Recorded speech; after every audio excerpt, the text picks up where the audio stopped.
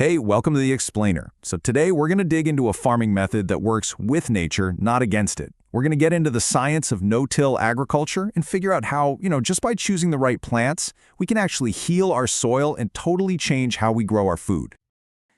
For centuries, the plow has been the symbol of farming, right? But what if I told you that this super traditional practice actually has a hidden, destructive side that's messing with the very ground under our feet? So what exactly is tillage?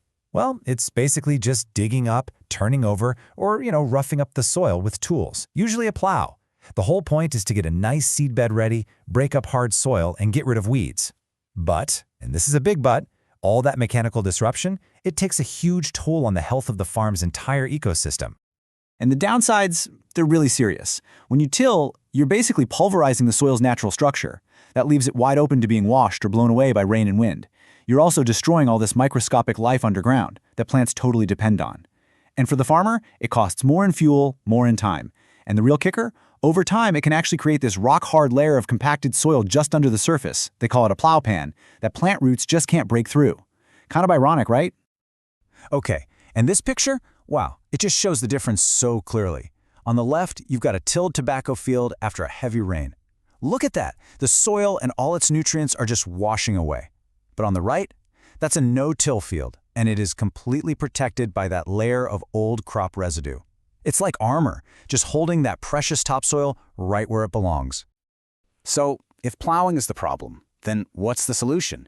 Well, let's dive into the world of no-till farming and see how it builds a much healthier system right from the ground up. And here's the thing you've got to understand. No-till is way more than just parking the plow and calling it a day. It is a total systems approach. It's a completely different way of thinking. The goal is to keep the soil covered and undisturbed, like all the time. And when you do that, you radically change the farm's entire ecosystem, for the better.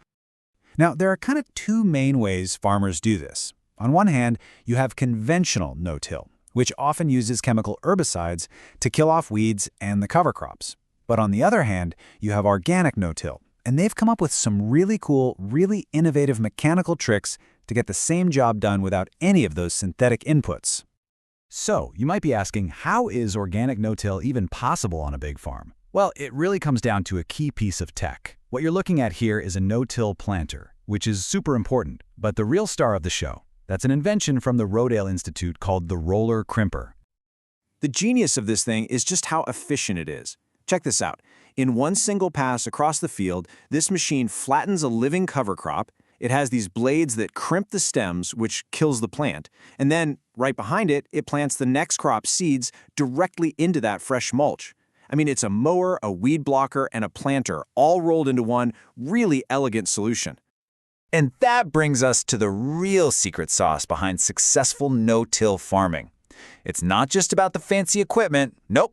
It all starts with laying down the right foundation of plants, and these are known as cover crops.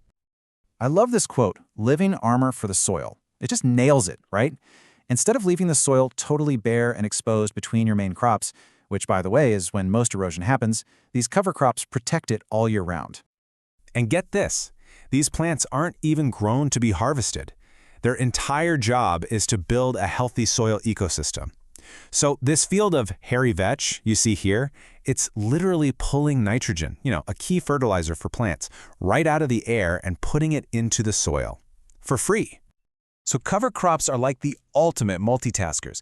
They prevent erosion, they soak up any leftover nutrients that might otherwise pollute our water, they naturally keep weeds down, and they're constantly feeding the soil by adding organic matter. They are literally the engine that makes a healthy no-till system run. But here's a really crucial detail. Timing is everything. To kill a cover crop without chemicals, farmers have to work perfectly in sync with its life cycle. That roller crimper we talked about, it gets used right at anthesis. That's the exact moment a plant switches from just growing leaves to flowering. It's this moment of biological weakness that makes this whole organic no-till system possible. Pretty cool, huh?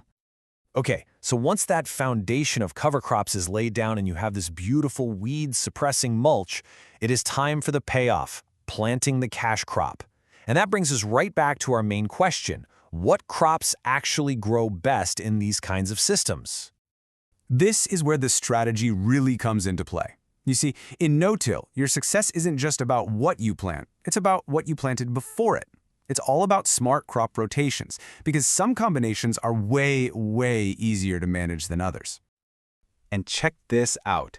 This table from some research at Penn State is basically a cheat sheet for farmers who are just starting out with no-till. It rates the difficulty from 1 being super easy to 5 being the most challenging of planting a new crop into the leftovers of the old one. So let's look at a classic example here. Planting corn right into the residue from a previous soybean crop. See that? It's rated a 2 on the difficulty scale. That makes it a fantastic low-risk way for farmers to get their feet wet with this system. And part of the reason it works so well is that soybeans are a legume, so they leave behind all this valuable nitrogen in the soil that gives the new corn crop a totally natural boost. And what about soybeans themselves? Well, a lot of farmers call them a favorite no-till crop just because they are so forgiving. See, unlike corn, where every single plant needs to be perfectly spaced, soybeans have this amazing ability to branch out and fill in any empty gaps. They can kind of compensate for any small mistakes made during planting. And the numbers really back this up. In southeastern Pennsylvania, over 60% of double-crop soybeans, that's when you plant a second crop in the same season, are done using no-till. Why? Because it saves so much precious time and, just as important, soil moisture during those hot summer months. So when it comes right down to it, choosing the right sequence of crops for a no-till system completely transforms what's happening. Not just above ground, but maybe even more importantly, what's going on below the ground.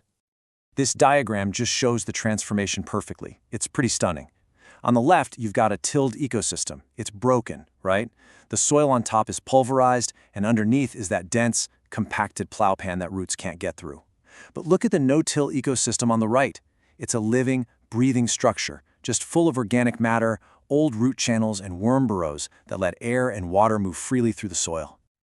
So the big picture benefits here are just huge. By picking the right plants and letting nature do a lot of the heavy lifting, farmers can dramatically cut down on erosion, make their fields way more resistant to drought, lower their costs for things like fuel and equipment, and ultimately build a more profitable and sustainable farm. It's a win-win-win. You know, this whole shift, it's not just about parking the plow. It really does require new knowledge, new skills, and a totally new way of looking at the farm as a living ecosystem. But the evidence is pretty clear. Farming with nature instead of against it really holds the key to building a more resilient future for agriculture.